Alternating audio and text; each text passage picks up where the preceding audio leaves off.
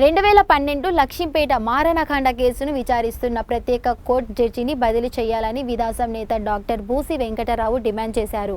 విశాఖ అంబేద్కర్ విగ్రహం వద్ద నిర్వహించిన ధర్నాలో మాట్లాడుతూ బాధితులకు న్యాయం జరిగేలా లేదని ఆరోపించారు. ప్రాసిక్యూషన్ అభ్యర్థులను తిరస్కరిస్తూ నిందితులకు అనుకూలంగా వ్యవహరిస్తున్నారని విమర్శించారు. కేసులో నిష్పక్షపాత విచారణ కోసం హైకోర్టును ఇప్పటికే ఆశ్రయించినట్లు తెలిపారు.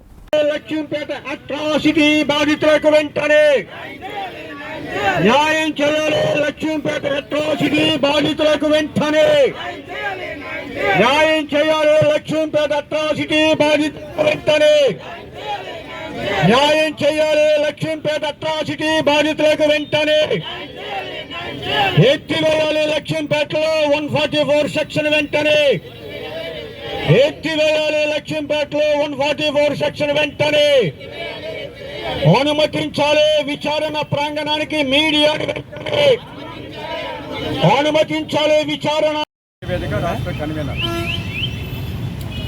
2012 జూన్ 11వ తేదీన విజయనగరం జిల్లా వండరు మండలం లక్ష్మీపేటలో జరిగినటువంటి మారణకాండ భారతదేశ ప్రజలు ఇంకా మర్చిపోలేదు.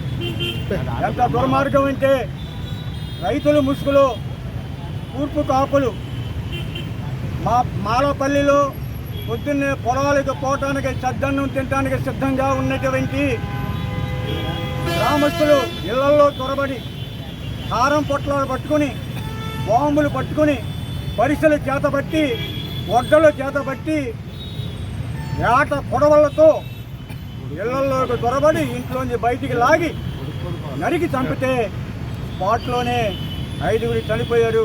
ఇది సంచలనమైన భారతదేశంలోనే సంచలనమైనటువంటి కేసు. ఈనాటికి 14 ఏళ్ళు అయింది.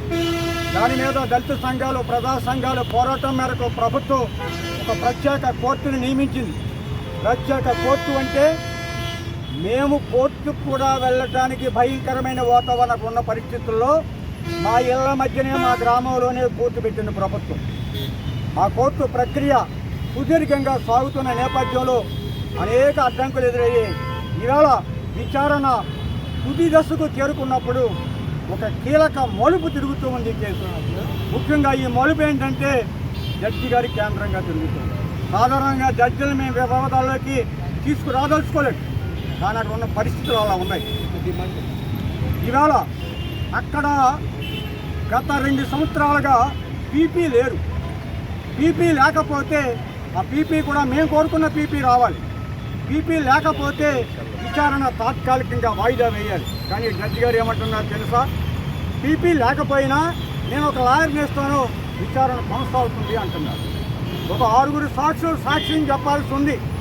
ఎల్డబ్ల్యూ వారు అందరూ ఒకే రోజు రావాలి, వారికి రోజుకొకరికి రోజుకిద్దరికి నేను సమయం ఇవ్వను అంటున్నారు. రెండో వైపు డిఫెన్స్ లాయర్ ఏమడిగినా వారికి అవకాశాలు ఇస్తూ ఉన్నారు. ఇవాళ ఎలాంటి విషయాలు మీలాంటి ద్వారా బయట సమాజానికి తెలియకుండా ఉండటం కోసం ఆ కోర్టు చుట్టుపక్కల 144 పెట్టారు, మీడియాని నిషేధించారు. పైగా ఆయన ఏమంటున్నారంటే మీరు తొందరగా తేల్చుకోవండి, ఇంతకాలం అయ్యా ఆ ముద్దాయిలు తిరుగుతారు నిందితులు, వాళ్ళు మనుషులే కదా, వాళ్ళని హింసించడం సరికాదని చెప్పి వాళ్ళ మీద విపరీతమైన సానుభూతి చెప్తున్నారు. అయ్యా జడ్జి గారు, వాళ్ళు మనుషులేనా? మనుషులైతే ఇళ్లలో చొరబడి మనుషులు నడుపుతారా? వాళ్ళు మానవ మృగాలు, వాళ్ళ పట్ల మీరు సానుభూతిగా ఉండాల్సిన అవసరం ఉందా? ఇలా ఉంటే బాధితులకు న్యాయం జరుగుద్దా అని అనుమానం వ్యక్తం చేస్తూ బాధితులు ఇప్పటికే 2 ఫిర్యాదులు హైకోర్టుకి పెట్టి ఉన్నారు. ఆ జడ్జి వల్ల అక్కడ న్యాయం జరగదు, న్యాయానికి అన్యాయం జరుగుద్ది, బాధితులకు అన్యాయం జరుగుద్ది. ఆయన ముమ్మాటికి నిందితుల పక్షాన హంతకుల పక్షాన ఉన్నాడు. హంతకులు కాపాడటం కోసం అక్కడ ప్రక్రియ జరుగుతుంది. కాబట్టి ఆ జడ్జి గారు మాకొద్దు అని చెప్పి బాధితులు ప్రకటిస్తూ ఉన్నారు. వాళ్ళకు సంఘీభావంగా ఇవాళ విదసం ఐక్యవేద మీ ద్వారా హైకోర్టు వారి దృష్టికి ప్రభుత్వాన్ని డిమాండ్ చేసేది, తిరుమలరావు గారు అనేటువంటి జడ్జి ఎవరైతే ఉన్నారో వారు నిందితులకు కొమ్ము కాసే విధంగా నిందితులకు సానుభూతిగా సానుకూలంగా వ్యవహరిస్తూ బాధితులకు వ్యతిరేకంగా ఉన్నారు. అక్కడ మాకు న్యాయం జరగదు, వెంటనే ఆ జడ్జిని బదిలీ చేయాల్సిందిగా డిమాండ్ చేస్తూ ఉన్నాం. ఓకే.